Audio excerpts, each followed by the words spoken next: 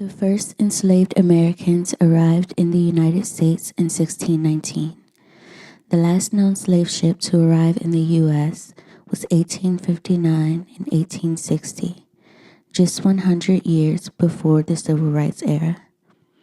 It's important to note that lynching took place after slavery. For perspective, 100 years ago in 1925, the first television transmission was aired in London. B.B. King and Malcolm X were born, and the first female governor was elected.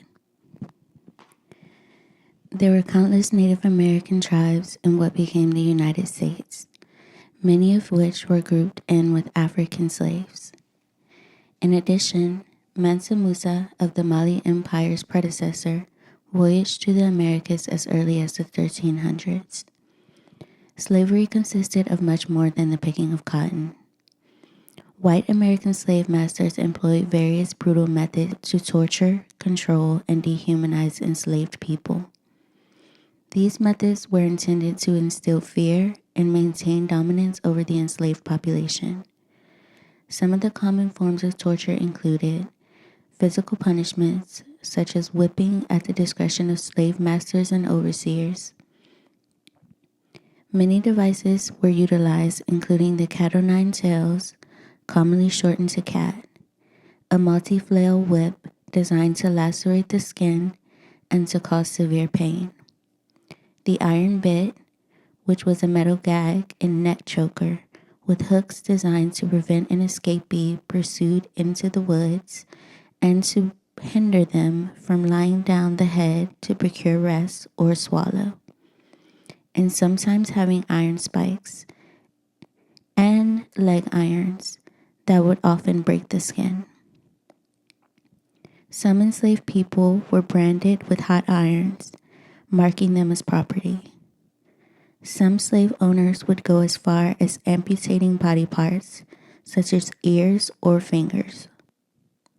Slaves who were considered disobedient or dangerous, or those who the slave masters chose arbitrarily, were sometimes placed in solitary confinement in small, dark, and confined spaces in order to break their spirits and prevent communication with others. They were often chained without access to food, water, or bathroom facilities. Enslaved men and women were often subjected to rape and sexual abuse by slave owners, overseers, and other white people who were mostly men.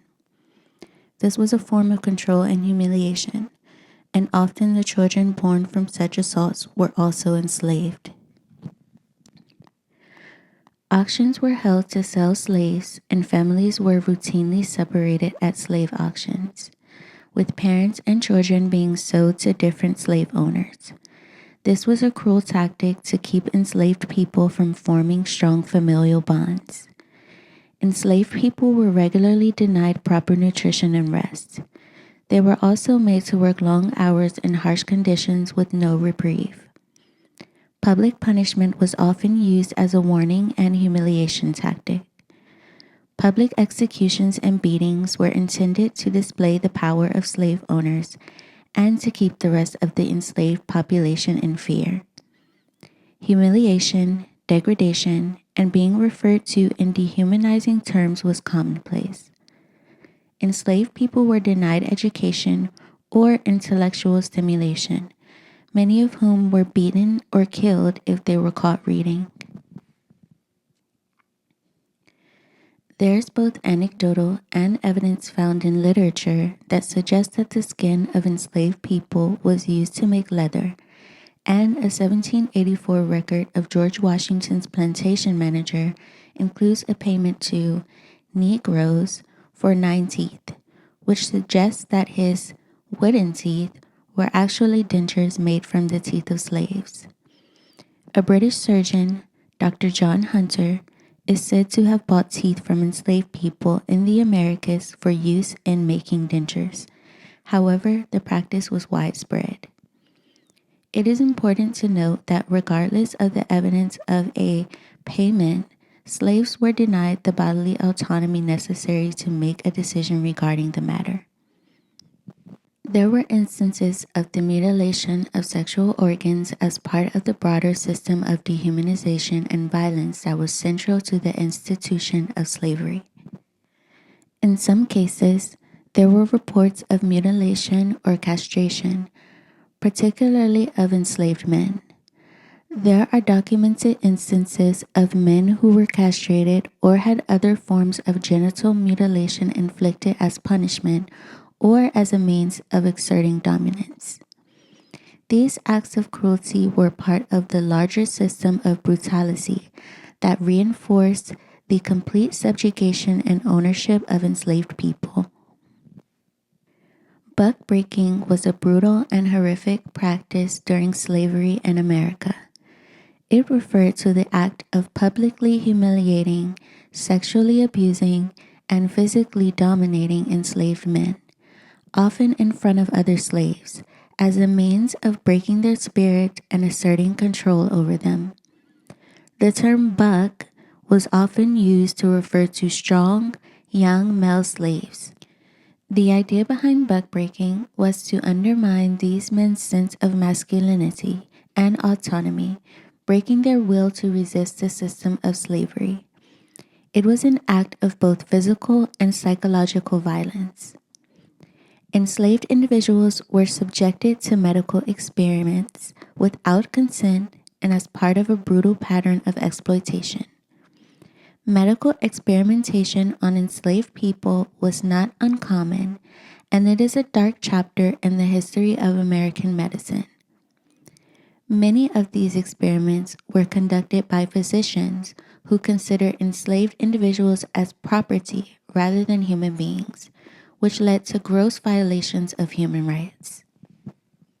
One of the most notorious figures in this context was Dr. J. Marion Sims, often called the father of modern gynecology. Sims performed numerous surgical experiments on enslaved women without anesthesia or consent in the 1840s. His most famous experiments involved the treatment of a condition called vesicovaginal fistula, a medical issue that causes incontinence. He conducted numerous surgeries on enslaved women, including a number of procedures on a woman named Anarcha, who, along with other enslaved women, was subjected to these experiments. Sims performed 30 experimental surgeries on Anarcha. The women were not given any anesthesia and their pain and suffering were disregarded. Anarcha, Lucy, and Betsy were three of the enslaved women who were experimented on by Dr. J. Marion Sims in the 1840s. They are called the mothers of modern gynecology, based on their involuntary contributions. Lucy developed a terrible infection from a device Sims had placed in her bladder.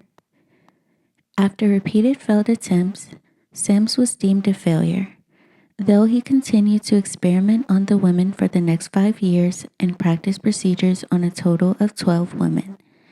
Sims perfected his procedure during his 30th operation on Anarcha, then returned the women to their slave owners and traveled north to publish his work.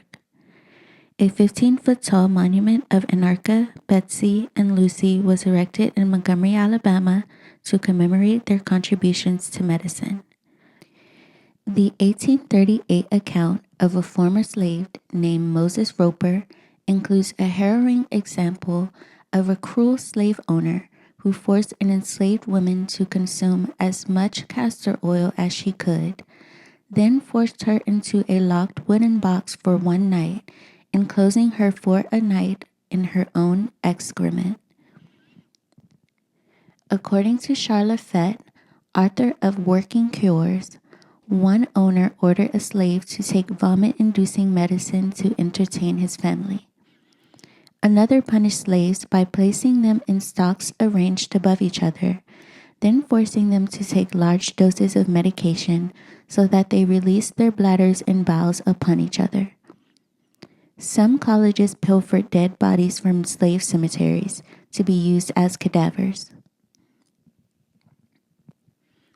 The history of medical exploitation particularly during slavery and into the 20th century, has contributed to a distrust of medical professionals and institutions that continues today. There were also instances where enslaved people had their hair taken or forcibly cut by slave masters. One of the more infamous aspects of this practice involved the forced cutting of hair to strip enslaved individuals of their personal and cultural identity. By cutting or shaving the hair, slave masters sought to further dehumanize and erase aspects of the enslaved people's humanity. There are also stories and accounts of slave owners using the hair for personal gain and or to make money. The history of breeding farms is a deeply disturbing and dehumanizing aspect of the country's past.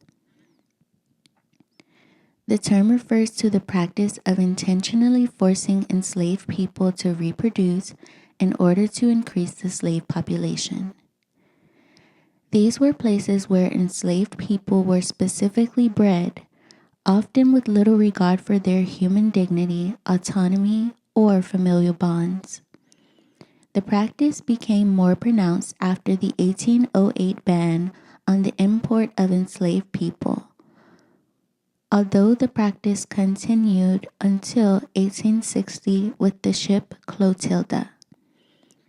Enslaved people were forced to conceive and birth as many new slaves as possible. The largest farms were located in Virginia and Maryland. Female slaves were subjected to rape or forced sex and became pregnant repeatedly.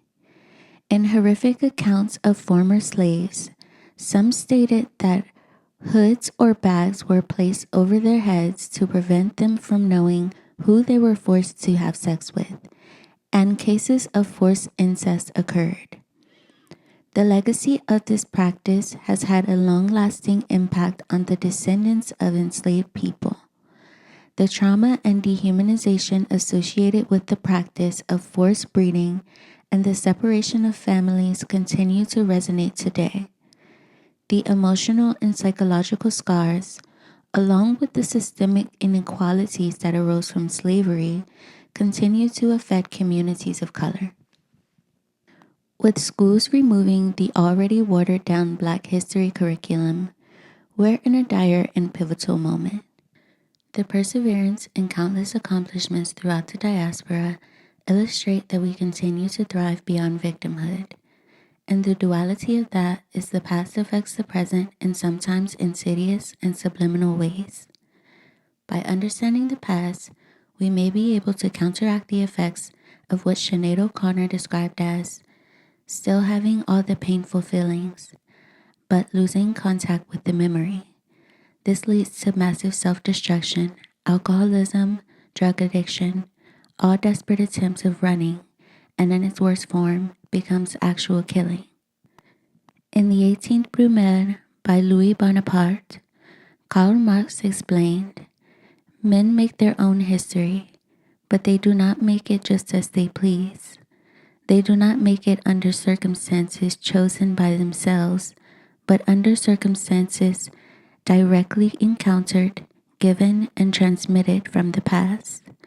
The tradition of all the dead generations weigh like a nightmare on the brain of the living."